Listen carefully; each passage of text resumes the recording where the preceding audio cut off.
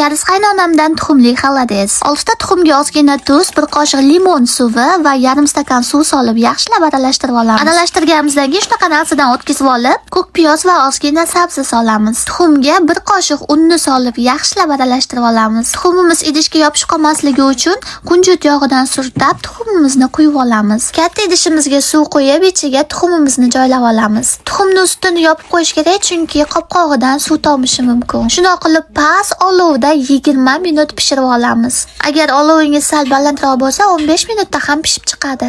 Tuxumni yaxshi pishgan-pishmaganligini bilish uchun ichiga cho'p tiqib chiqishingiz mumkin. Shunday qilib karizcha tuxumli xolodesimiz tayyor bo'ldi. Buni endi idishidan olib, chiroyli qilib kesib chiqamiz.